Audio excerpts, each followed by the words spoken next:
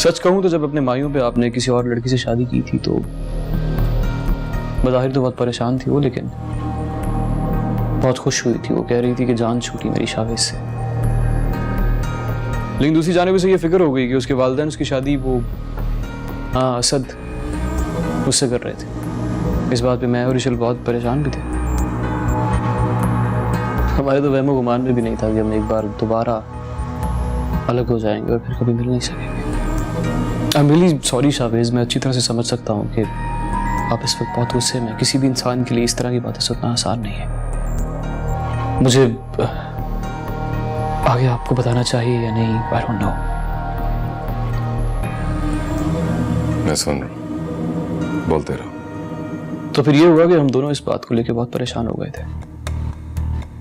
मैंने इशल से कहा कि इशल तुम मना कर दो, लेकिन वो कहने लगी कि ऐसे कैसे मना कर सकती हूँ, माँ बाप की इज्जत है, बदनामी हो जाएगी। इसीलिए उसने अगवा का ड्रामा खेला। ड्रामा? और मुझे लगता है आज तक उसने आपको बताया नहीं कि उसको किसने अगवा किया था। और हद तो देखिए, उसके वालिदैन गए, जाके केस बंद करवा दिया। बहाना ये बनाया कि कोर्ट कचहरियों के रोज के चक्कर शरीफ लोगों को जेब नहीं देते।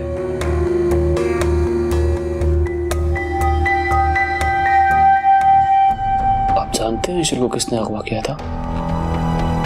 मैं नहीं जानती शावेज कि वो लोग कौन थे और मुझे क्यों अगवा किया, मैं नहीं जानती।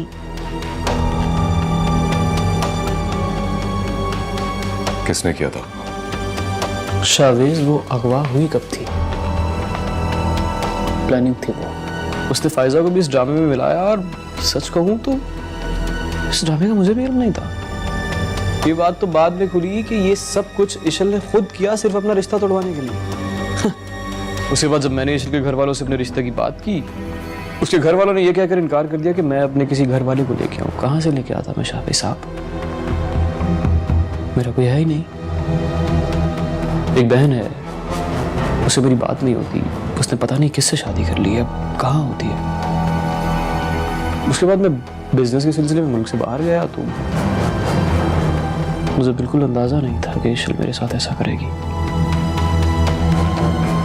मैं वापस आया, यहाँ पहुंचा तो पता चला कि उसने आपसे शादी कर ली है।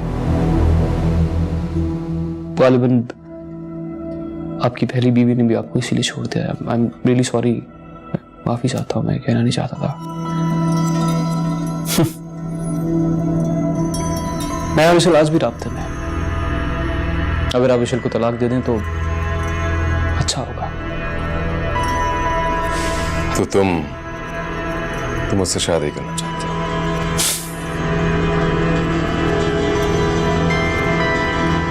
कितने मासूम हैं आप,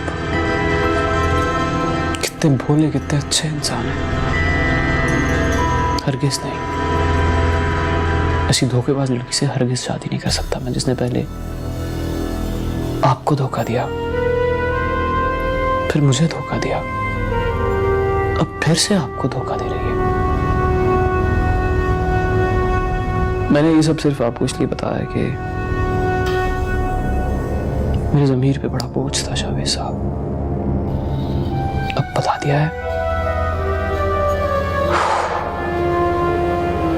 तो हल्का महसूस कर रहा हूं। मैंने जो कहना था वो आपको कह दिया। आगे आप बेहतर समझते हैं, जो आपका फैसला, आपकी मर्जी। अब मेरे ज़मीर पे कोई बोझ नहीं।